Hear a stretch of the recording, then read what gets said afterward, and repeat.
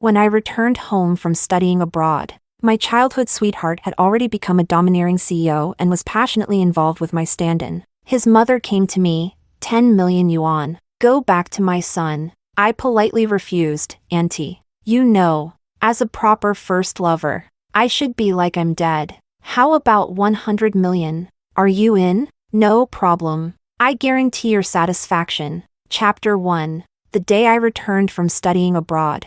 I had just stepped off the plane when I received a long-awaited call. Seeing the number saved under sponsor on my phone, I smiled and answered. Hello, Auntie. That's right. My ex-boyfriend's mom is my sponsor, and also the investor for my studies abroad. Zoe, I'll give you 10 million yuan. Go back to my son's side. Auntie, what are you talking about? Justin and I broke up 3 years ago. Besides, you should know, these days, even pork prices have gone up. 30 million. Get rid of that little girlfriend of his. Auntie, you understand that. As a proper first lover, I should be as if I were dead. How could I interfere in their relationship? She seemed to know my ways. Fell silent for a few seconds, then said through gritted teeth, 100 million. Are you in or not? She really deserved to be called a sponsor. When she made an offer, it was generous. I agreed without hesitation. No problem. I guarantee you'll be satisfied. Getting my confirmation, she immediately hung up the phone, seemingly unwilling to waste another second on me. 2 minutes later, I received a message, 30 million deposited into my bank account. She truly was an old client, adept at paying a down payment in advance. I opened my account balance, smiling as I looked at the long string of numbers, feeling quite content. On the large screen at the airport, the news was playing. The group president spends 50 million to buy a mansion for actress Anna. I looked up and immediately recognized that familiar face. 3 years apart, and Justin had only gotten more handsome, shedding his youthful appearance completely. Now, he had the charm of a mature man. His face looked even more stern than before, showing a hint of warmth only when looking at the person beside him. Next to him was Anna, her beautiful face having at least 50% similarity to mine. I couldn't help but laugh softly. Justin, you're playing the stand-in game, aren't you? Chapter 2. 3 years ago, my parents died in a car accident. Our family went bankrupt, and I, just having come of age, became an orphan. My greedy relatives chased me out of our house. In the pouring rain, Justin pulled me into his embrace, promising, Zoe, don't be afraid. I'll protect you. I clung to him, drawing warmth from his body. He was too young back then, with nothing but his sincere heart. He carefully held that heart out to me, but sincerity is the least valuable thing. So, when his mother approached me with a 10 million yuan check, telling me to leave him, I didn't hesitate for long before agreeing. On the day I left, Justin called me countless times, begging over and over again, Zoe, don't go. I'll take care of you, okay? Please, don't leave me. The voice of the boy who always acted like my big brother finally broke into sobs. I gently comforted him, telling him to be good, and then turned around and blocked his number. Chapter 3. I submitted my resume to the jewelry design company under Justin's family conglomerate and rented an apartment near the office. Then, I opened my phone and started investigating everything that had happened in the past 3 years since I left. What I found was quite a shock. In the first 2 years, Justin fought his way up in the company, transforming from a nobody to a powerful CEO, someone who could cover the sky with one hand. He managed to do it all in just 2 years. My childhood sweetheart had turned into a domineering CEO, even ruthless enough to completely oust his mother from the company. As for his encounter with Anna, it was straight out of a soap opera. A year ago, Anna wasn't as famous as she is now. Her shady agent coaxed her into attending a party. The agent wanted to sell her to a wealthy benefactor, and the big shot wanted a young actress to toy with. It was a perfect match. Poor Anna had no idea that she was being set up as prey, but Justin stepped in like a hero to save her, successfully winning her heart. Since then, Justin, who had always lived an ascetic life, seemed to become enchanted. Not only did he take Anna to high-profile events, but he also openly provided her with connections and resources. Even though the two hadn't made any official announcement, The public had already accepted their relationship as fact. The CEO and the actress? I clicked my tongue while browsing fanfiction written by netizens, silently admiring. These fans are pretty talented writers. Although the story contained fictional elements, much of it was accurate, the kind of juicy tales that gossip enthusiasts live for. For example, the backstory of the female lead, Anna. She grew up in an orphanage, graduated from a second-rate university, and yet managed to rise up from a mere extra to a leading lady. A very inspirational success story. For instance, Justin's care for Anna, buying her jewelry, dresses, a villa, introducing her to directors, securing resources for her, or the twists and turns in their love story. Justin's mother didn't like Anna, so Justin confronted his mother several times for her sake. After reading all this, I finally understood why. As soon as I returned to the country, the sponsor reached out to me. Back then, Justin simply refused to listen to his mother and insisted on being with me,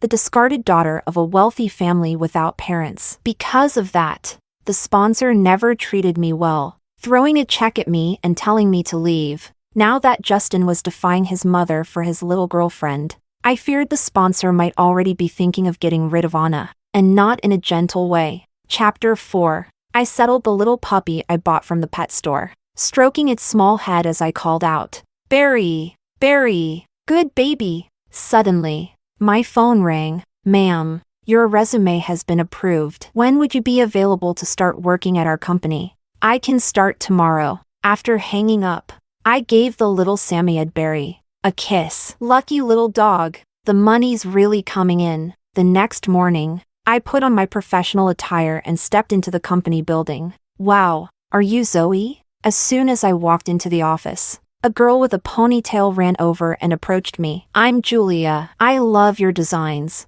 especially the Rose Love poem series. I never imagined I'd get to work with you one day." "Ah," I smiled slightly. "Thank you. That series is also my favorite." After all, the inspiration for the Rose Love poem series was Justin. Julia was quite enthusiastic, telling me all about the company's setup and office gossip. I gradually integrated myself into this new environment. 2 days later, Julia suddenly rushed over to my desk, whispering, "Have you heard? The big boss is coming for an inspection this morning." I was confused. "Which big boss?" "Justin, apparently. He's bringing his little girlfriend along too." "Justin and Anna?"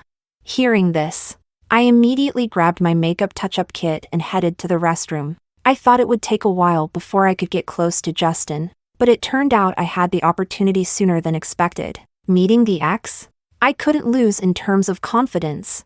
Chapter 5. After the news of Justin's visit spread, the entire floor became restless. It wasn't until the manager brought a man and a woman up from the elevator that everyone finally quieted down. Justin held Anna's hand, their fingers intertwined, looking very close. Julia nudged me from behind. "Hey, what are you standing there for?" "The boss wants the design department in the meeting room." I snapped out of it and walked with her to the meeting room. Justin sat at the head of the table, his back straight, the tailored suit making his posture appear even more distinguished. As we walked in, he glanced towards the door, and the moment our eyes met, I was curious about what his reaction would be. But he merely looked at me briefly and then turned his gaze away indifferently, as if I were a complete stranger. A sour feeling spread in my chest, but I ignored it and found a place to sit. The manager, nodding respectfully, said, "Boss, Miss Anna, everyone from the design department is here." Justin raised his eyebrows at Anna. "Your choice." Anna turned to look at us and smiled. "Sorry to disturb everyone. Your boss insisted on having my first anniversary gift personally designed, so I'll have to trouble you all." What a great way to show off their relationship. I can smell the stench of love in the air. Julia suddenly whispered in my ear, "By the way, how come you look so much like the boss's new girlfriend? Am I seeing things?" I didn't get a chance to respond before Anna suddenly asked, "I heard that Zoe just joined the team recently. Could I meet her?" Facing everyone's eyes, I stepped forward with a smile. "Hello." Anna looked at me, seemingly surprised. "I really love your designs. I didn't expect us to not only have similar tastes but also look so much alike." Chapter 6. A provocation? It must be a provocation, right? I didn't expect Justin's little girlfriend to be so feisty, but that's fine. I'm no saint either. Yes. I didn't expect it either. After 3 years, the boss's taste hasn't changed at all. I tapped a strand of hair behind my ear and caught Justin's gaze, smiling as I added, no matter how much it changes, he still likes this type. Anna's face shifted. Justin couldn't stay quiet either, his dark eyes bore into me, his voice dripping with sarcasm. I'm not like some people who change their tune at a moment's notice, cold and heartless. My colleagues began exchanging glances, sensing something amiss. The flame of gossip burned bright in their eyes. Zoe, you're such a jokester. Not wanting the conversation to go further, Anna quickly stepped between us, blocking Justin's view. She forced a smile and said, pretending to be relaxed, so it's settled. Justin's anniversary gift for me will be up to you. When she said anniversary gift, she made sure to emphasize it, as if to remind everyone how much Justin valued her. Too bad for her. I wasn't the least bit affected. No problem. Just remember to pay the 30% deposit up front. Business is business. If you want me to work, you must abide by my terms, even if you're the boss's girlfriend. As soon as I said this, the meeting room fell silent. The balding manager shot me a disapproving look that almost bore a hole through me. I could see 8 words in his squinting eyes: reckless behavior, complete lack of decorum. Justin stood up, his tall frame imposing. He let out a cold laugh. Don't worry, you'll get it. With that, he walked out briskly. The balding manager sighed, looking at me. Zoe, what did you see in the boss's retreating figure? I looked confused. Tall and handsome? Wrong. It was boiling with rage. The manager lamented. Such a promising future lies before you, and yet you don't know how to appreciate it. He walked away, leaving my coworkers glancing at me, some with pity, others with schadenfreude. Only Julia looked at me with concern. Zoe, being straightforward isn't a bad thing, but in the workplace, you have to be a bit more careful. Me? I pointed at myself, not quite understanding why Julia was saying this. I have plenty of cunning. Julia opened her mouth as if to say more, but then my phone, sitting on the desk, suddenly buzzed. The screen showed an unknown number. I smiled apologetically and picked up the phone. When I answered, a strange man's voice spoke. Hello, miss. I'm the boss's assistant. The boss has something he wants to say to you. I responded nonchalantly. Are all bosses this arrogant? Needs an assistant to deliver a message for him. Silence on the other end. After a couple of seconds, a familiar voice, tinged with gritted teeth, came through the line. Zoe, if you want the deposit, take me off your blacklist. Chapter 7. I slapped my forehead, almost forgetting about this. Come to think of it, Justin's phone number and WeChat contact had been on my blacklist for 3 years. It was about time to let him breathe some fresh air. As soon as I removed Justin from the blacklist, I looked up and found Julia's eager eyes on me. Was that the boss? I've been meaning to ask. What's the deal between you two? I closed my eyes briefly and summarized it in 5 words. Ex-boyfriend. I used to care. Julia's mouth opened wide, almost enough to swallow an entire egg. Later that evening, I got back home and went for a walk with Barry. Suddenly, a WeChat transfer notification popped up. I opened it, and a new message appeared at the top of my chat list, with no remark, just a single letter J. The blue avatar looked somewhat familiar, stirring distant and blurred memories in my mind. It was a very hot summer back then, and I was obsessed with the song Coral Sea. Every day, I'd wear headphones, humming The Sea Bird Loves the Fish. It's just an accident while walking around, and I had gotten into drawing seascapes on my tablet. Whenever I bit my pen and focused on drawing, Justin would always come to bother me. At that time, I still had some baby fat on my face, and he loved poking my cheeks. You love the ocean so much. One day, I'll buy you an island, so you can look at it every day. I glared at him. How many times have I told you? Don't touch my face. The immature boy would grin like an idiot. Your face is so chubby, like a groundhog. Those words were just too annoying. In a fit of anger, I drew an image of a boy sitting alone on an island, pointing at the drawn figure's back, and I threatened Justin, say it again, and I'll throw you. This landlubber. Onto a deserted island. My thoughts returned to the present as I looked at the familiar image on the screen, feeling a little dazed. Justin still kept that drawing and had even used it as his profile picture. Wasn't he the one most afraid of water? Suddenly, I felt a tug at my side, and Barry barked twice in one direction before turning back to look at me eagerly. I looked up, and it was the pet shop where I'd bought dog food and treats for Barry the other day. You little thing. You've got a great memory. I patted Barry's head, watching as he rubbed against me, his tongue out in that silly way, and I couldn't help but smile. You're lucky too, just so happens I've got money now. Let's go shopping. Barry pulled forward impatiently, and I grabbed the leash, using my free hand to accept the transfer and, while at it, send a sticker back to Justin. Boss Generous JPG. Chapter 8. Since the task of designing a gift for Justin's little girlfriend fell on me, the manager generously approved some leave for me, telling me to focus solely on the design. If I had any issues, I should communicate directly with Justin. Satisfied, I slept in until I naturally woke up and was lounging on the sofa, cuddling Barry, when a text notification chimed. The bank account had received $5 million. I counted the zeros in disbelief and excitement. When did my patron become so generous? Maybe it was a hint that they were unhappy with the slow progress and wanted to give me a reminder. The power of money sure motivated me instantly. I propped my chin up and opened the chat box. Boss, are there any specific details you want for the anniversary gift? 5 minutes later. Justin, can't explain it over the phone. Come to the office. Just what I wanted.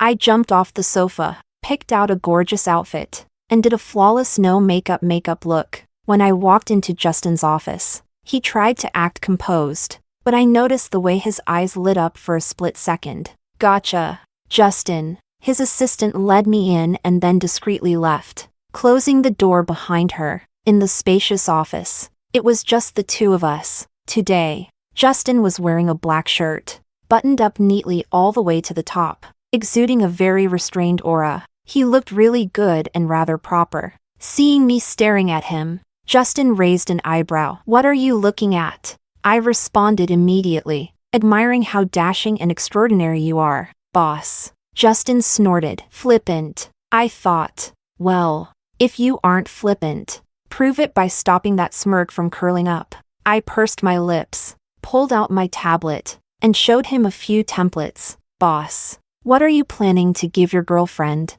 Bracelets and rings are simpler. We can incorporate elements that are meaningful to you both. A necklace can have a few more intricate features. Justin, ever the spendthrift, said, how about a complete set? I smiled professionally. Of course. He glanced at me indifferently, his long fingers tapping rhythmically on the table. He added, use the same concept as Rose's poem. Absolutely not. Seeing his nonchalant expression, I couldn't muster a smile. Anger simmered inside me. Rose's poem is a memory between me and my ex. I'm pretty sure your girlfriend wouldn't want her anniversary gift mixed with someone else's memories. Is that so? Justin's voice was low, and there was something meaningful in his gaze. Miss Zoe seems to care a lot. I suppose you were very much in love with your ex? I nodded. Yes, indeed. After all, the dead can't come back. This is my only way of remembering him. Justin's smile froze immediately.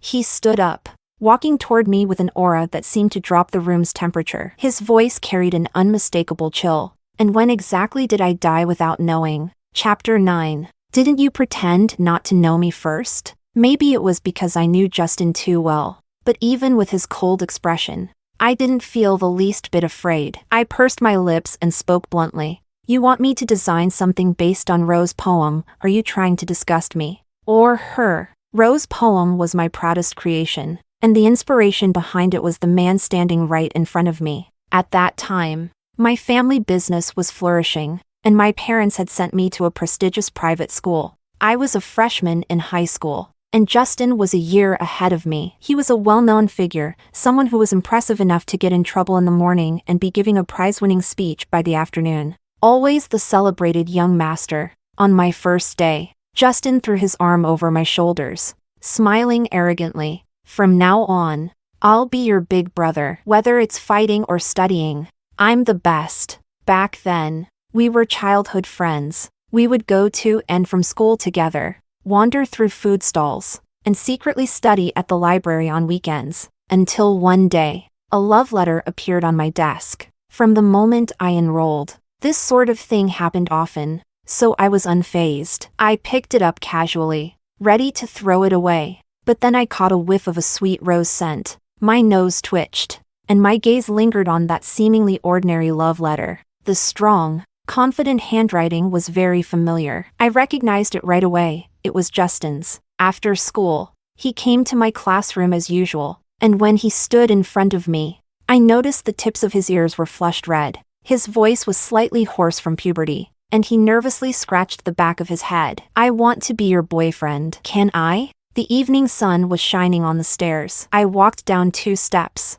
turned around, and threw my bag at him with a smile. "We'll see how you do." From that point on, a love letter would appear on my desk every day during the 3rd study period. A letter that carried the scent of roses and was filled with romantic words. That was the most unforgettable memory of my youth. So, when I became a jewelry designer, my first work was Rose Poem. It was the piece that brought me international fame. Justin seemed at a loss for words, as if he didn't have an answer to my question. "You threw me away. I thought you wouldn't care about this anymore." His voice was low, and I couldn't discern any emotion in it. I caught onto his words and immediately followed up. "Then if I regret it now, is it still too late?" Justin's head shot up. His gaze was direct and heated, and as our eyes met, I felt an inexplicable sense of guilt. The next second, Justin changed his expression seamlessly. He sneered and said mockingly, "In broad daylight? Keep dreaming, Zoe." Of course, I wasn't mad. I took a deep breath, trying to keep calm. "So, what do you want for the anniversary gift?" Justin adjusted his sleeves, looking completely nonchalant. "You decide," he said carelessly. Since the boss left it up to me, I figured I could take some creative liberty. However, with a sense of responsibility as a jewelry designer, I thought for a moment and asked, "Would you mind telling me a bit about your love story?" Justin turned his head slightly. "Are you curious?" "No, I just need it for the design concept," I replied. He glanced at his phone and then stood up. "But I need to go home for dinner now." "No problem," I said shamelessly. "I'm hungry too. An extra pair of chopsticks shouldn't be a bother, right? How about we discuss it after dinner?" Chapter 10. Relying on my shameless persistence, I successfully managed to get into Justin's car. The driver looked somewhat surprised to see me, but when Justin instructed him to head to the old mansion, his expression turned to one of palpable shock. I couldn't help but laugh, waving at the driver. "Uncle, are you about to say that I'm the first woman the young master has ever brought home in all these years?" The driver shook his head and replied honestly, "Miss Anna has been here many times." The smile on my face gradually faded. Justin overheard our conversation and turned to look at me, his gaze openly mocking. "Did you think you were something special? It was just a joke." "Did the boss really take it seriously?" I retorted, unwilling to back down. No sense of humor at all. Justin offered no response.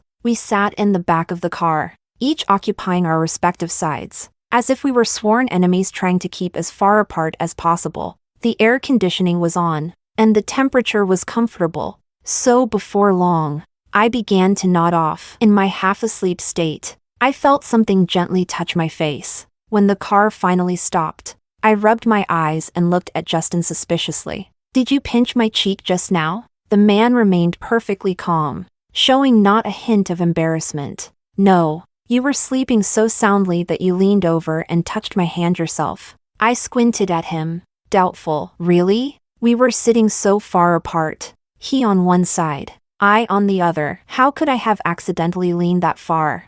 Chapter 11. Following Justin into the house, I was immediately met by a regal and elegant woman. Ah, my generous benefactor, no doubt about it. She certainly had presence. As soon as I saw her, it felt as if I could visualize that endless string of zeros in my bank account. I instantly put on a sweet smile. "Hello, Auntie. It's been a while, Zoe." The lady was startled to see me, her gaze darting between Justin and me before she gave me an approving nod.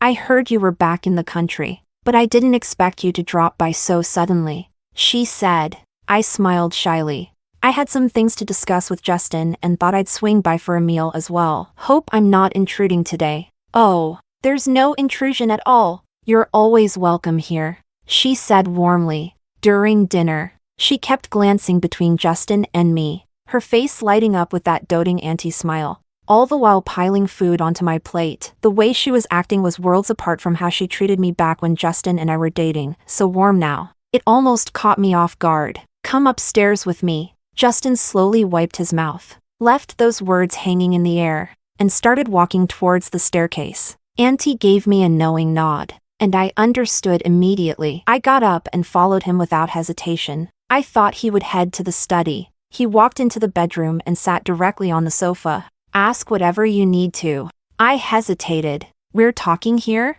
Where else? He glanced at the large bed on the other side, his expression unreadable. Do you want to go over there? No, I exhaled. Then tell me briefly about some memorable events in your relationship. Justin spoke calmly. I thought I might dig up something interesting, but everything he said was already out there on the internet. To be honest, the people gossiping online told it better. I found myself a bit bored and couldn't help but cover my mouth to stifle a yawn. That's it, he finished, giving me a sideways glance. Boring? A little. I stood up, looking at Justin. Well, if there's nothing else, I'll leave then? Justin pointed to the door. The meaning was clear, the door's there. You can leave. Such a cold man, couldn't even bother with a few more words? I slowly walked towards the door, then turned back. He was looking down at his phone, not sparing me a single glance. I bit my lip and ran back to him. Justin. He looked up when he heard me. At that moment, I bent down, gave him a quick kiss on the lips, and then ran away immediately, because I left in such a hurry. I didn't see the blank screen of his phone, nor did I catch the smile spreading in his eyes. Since Justin wasn't giving me anything useful, I went home and looked up more online. After thoroughly researching their relationship history and combining it with Anna's personal style, I designed a set of jade jewelry for her. To my surprise, Anna wore it successfully and killed it on the red carpet. The trending hashtags that day were #Zoe, Anna, strong collaboration. If I weren't part of the situation myself, I'd even hype it up a bit. Chapter 12. The sponsor lady was planning a birthday party and invited me specifically. Of course, the most important part was giving me a chance to get close to her son. I spent several days thinking about what gift to bring, and finally, with a heavy heart, took some money out of my little savings fund to buy her a pair of red agate earrings. Following the principle of you can't catch the wolf without sacrificing the lamb, I spent no less than $5,000. I thought I had been quite prudent, but when I arrived, I realized that Anna, the nominal future daughter-in-law, was even more extravagant. In front of all the guests, she sweetly took the sponsor lady's arm. Auntie, I will give you 3-inch always. I heard a thud in my mind, realizing I'd underestimated the situation. How did I not think of that? I hope you will always be happy, always be healthy, always be filled with joy. With each line she said, the sponsor lady's face grew darker. In the end, it was almost as if the sponsor lady was about to roll her eyes right in front of her, with her face practically spelling out, "Do you think I can be happy about this?" Thanks to Anna's extravagant display, the pair of agate earrings I brought, which were simple and a bit plain by comparison, suddenly seemed a lot more sophisticated. I sincerely thanked Anna. I didn't expect a top-tier celebrity to be this stingy. The sponsor lady picked up the red agate earrings, calling Justin over specifically to praise me in front of him. Look at Zoe here. Justin, what good taste. Such a perfect choice of gift for me. She wanted to go on about the quality of the agate, but seeing my budget-friendly, online-bought gift, she had to pause mid-sentence. There was no way to keep praising it without lying through her teeth. So she changed her approach, asking Justin with a pained expression, "Son, does Anna have some kind of issue with me?" "Mom, don't overthink it. She's just a little naive." Anna, who had approached quietly at some point, immediately added, "Yes, Auntie, I'm really good in every other aspect, I'm just not great at social graces. I hope you'll be understanding." The sponsor lady's face was already turning a darker shade. Anna had this look that said, "Your son likes me, what can you do about it?" Meanwhile, Justin just stood there silently, perfectly embodying what it means to forget your mother once you have a girlfriend. The sponsor lady looked around, giving me a meaningful glance. "Well, what are you waiting for? Get in there."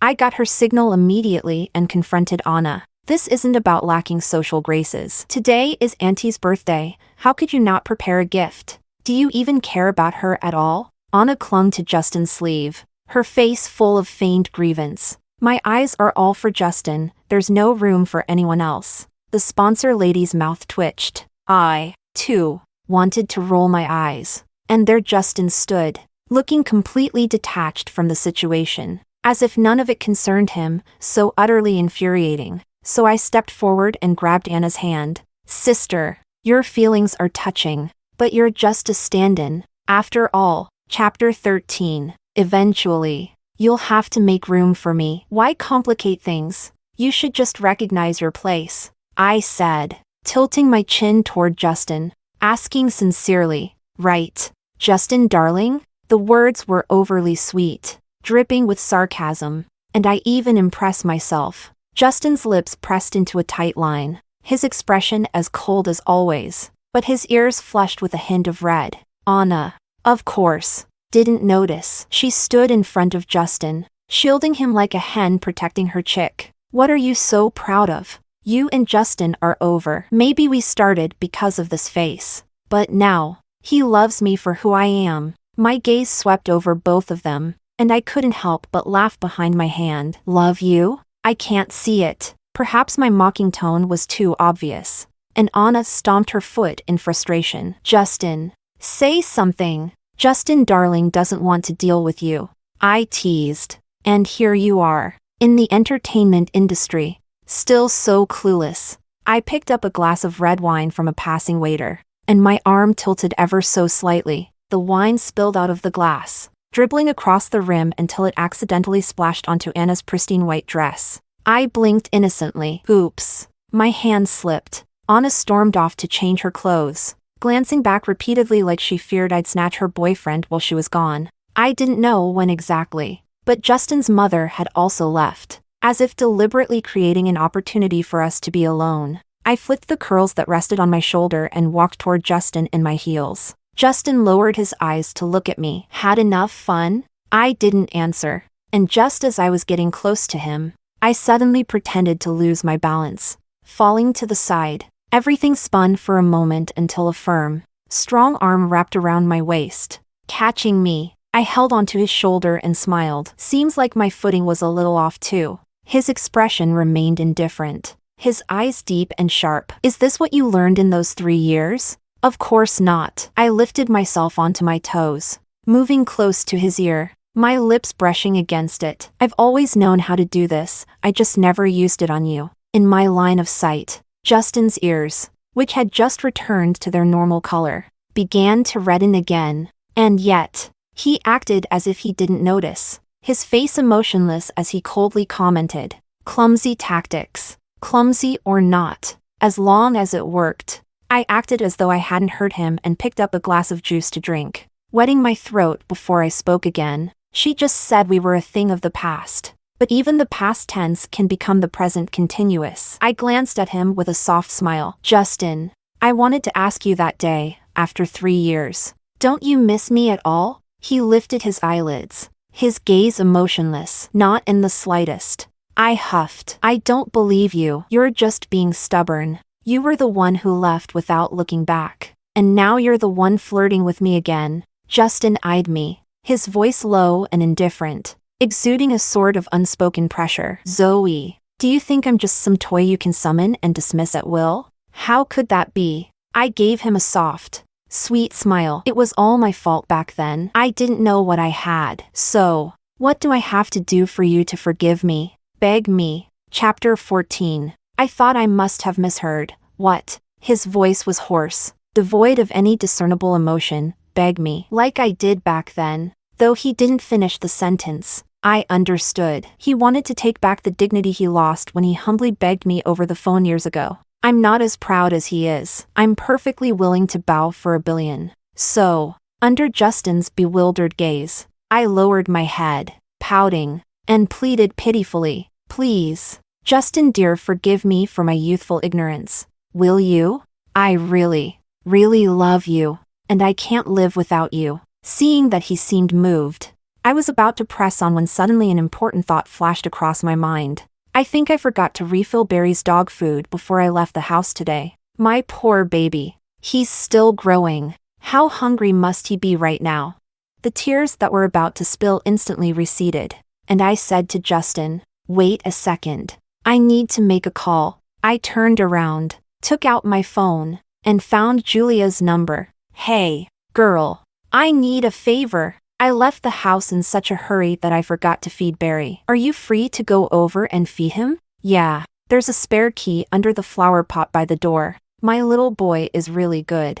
Next to the sofa, there's a toy you can use to entertain him." "Great. Thank you so much." Moo-ah. After hanging up, I turned around, only to be startled by Justin standing right behind me. I don't know when he got there, but he was standing with an expressionless face, and he asked in a cold voice, "Your son? You mean Barry?" Justin's sudden sour face left me baffled, so I explained. I was just worried he'd be hungry at home, so I asked a coworker to feed him. Before I could finish, Justin interrupted with a cold statement. "What a ridiculous name." My eyes widened. "What did you just say?" I could tolerate him calling me flirty, or saying my tactics were clumsy, but now he's calling my precious baby's name ridiculous?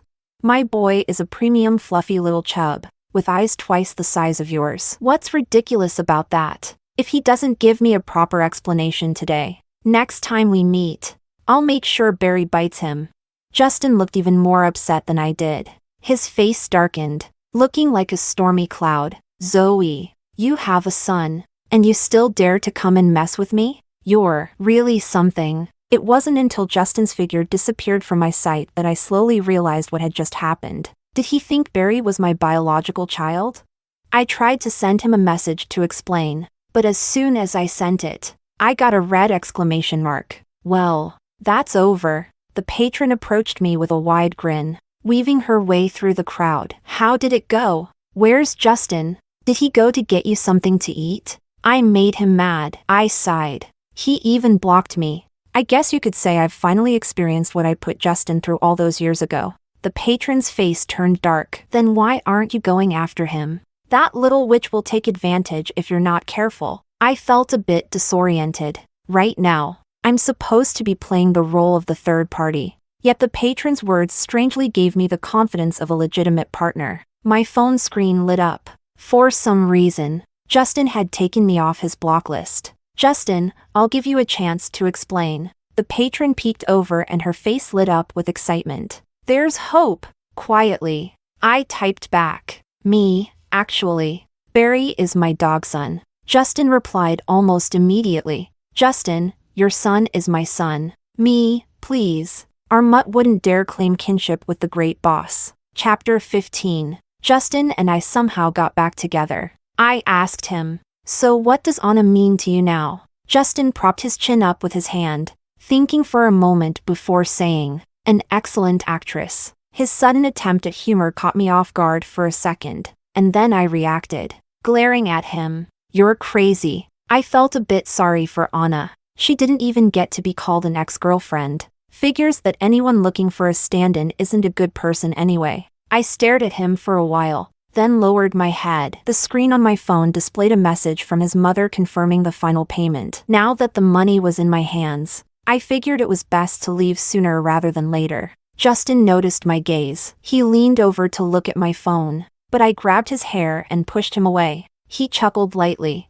"Still hiding it? Do you really think I don't know?" "No, what?" I turned off my phone and looked up at the sky, pretending to be clueless. "Your deal with my mother," Justin said as he sniffed the ends of my hair. "She never gave me that much money. She must really like you." It wasn't a surprise that he knew. I pushed his face away and said, "That's because of your little girlfriend always making Auntie mad. She made me look like such a refined, gentle, and elegant future daughter-in-law." While I was speaking, something started to feel off. An eerie possibility surfaced in my mind. I looked at Justin in shock. Did you do this on purpose? Justin lazily leaned back on the sofa, smiling at me after hearing that. Idiot. Only now do you realize it. He grabbed his phone from beside him and showed me the screen. I glanced at it. It was a message from Anna. It only had 4 words. Pleasure working together. In that instant, everything that had happened so far flashed through my mind. At first, they came to the company to order an anniversary gift, and Anna, as a stand-in, not only didn't avoid me but directly asked for me. If the anniversary gift required Justin and me to discuss things privately, hadn't she considered that it could spark our old flame? Justin was supposedly going to personally design the gift, but in the end, he didn't take care of anything. It almost seemed like I was the one putting in all the effort for Anna. And Anna was even stranger. The disrespect she showed his mother, the empty words at the birthday party, and her confrontations, nothing about that seemed like how a starlet aiming to marry into a wealthy family would behave towards her future mother-in-law. Justin wasn't wrong. My methods were crude, but even with these crude methods, Anna left just like that. Changing clothes should have taken only a few minutes, but she hadn't returned by the time I left. If it wasn't because of a simple mind, then all her actions had one purpose: to upset Justin's mom. Anna could never have reached her current status in the entertainment industry without being sharp. My heart started pounding, and suddenly I felt as though I had fallen into a giant trap. Justin seemed like the prey, but in reality, he had already set the traps to make sure I, with all my confidence, would fall without suspicion and move closer to him. Then, he would slowly extend his claws and devour me whole. I took a deep breath, and my perception of him completely changed. You even calculated to manipulate your own mother? Justin's mom thought she had chosen me, but she never realized that everything was part of Justin's plan. Every disrespect Anna showed towards his mom and every indulgence Justin gave Anna only increased her desire for me to come back to Justin. How could this be manipulation? Justin smiled slightly. Now my mom is very fond of you. You have your money, and I have you. Isn't this a win-win for everyone? I thought about it for a moment. Seems like it makes sense. This man is certainly cunning, but I have to admit that it impressed me. And in the end, I found myself falling for him again. Maybe being the favorite really gives you some level of confidence. Back then, I was able to decide to leave him and go abroad to improve myself. And now I can also firmly decide to return to him. He doesn't want my money. He doesn't want my dog. He just wants me. Who could refuse a handsome husband who brings you money and perfectly handles mother-in-law issues? Chapter 16. It turns out that what is stolen must be returned sooner or later. After my parents passed away, our family's company was split up by several relatives. They weren't good at managing, and each was greedier than the last, only interested in stuffing the company with their cronies and taking advantage. 3 years later, the company was already filled with resentment, and the stock prices kept falling. After receiving the final payment from my sponsor, I also took out the money I had earned over the years and started buying scattered shares. Step by step, I became the largest shareholder and kicked out those opportunistic relatives from the company. As for management, I'm not an expert, so I handed it over to a professional team of finance moguls that I hired. I still prefer to be a young jewelry designer who loves dogs and enjoys life. Zoe, how's my dream of Xiang coming along? Anna's voice came from a distance, filled with excitement. I put down my phone, opened the box on my desk, and inside lay an emerald diamond necklace, reflecting dazzling light under the sunlight. 3 million. Transfer the money first. Anna pouted. Long-time customer here, and you don't even give me a discount. I reminded her. You've already got the broken bones discount. Don't be greedy. Anna kept mumbling but couldn't help herself as she quickly compared the necklace to her neck, looking at herself in the mirror, her eyes lively and charming. Do I look beautiful? Will I crush those 2 annoying people on the red carpet the day after tomorrow? Absolutely. I gave her a thumbs up. Long live the queen of the red carpet. Anna happily put away the necklace, counting on her fingers. This set costs quite a bit, but fortunately, I still have a few villas that Justin gave me. As she counted, her smile grew larger, and she looked as if she wanted to jump up and give me a kiss. Zoe, you and your husband are truly my benefactors. Meeting you two was the best thing in my life. A few barks came from not far away. Anna made a face and said, "Your son is back.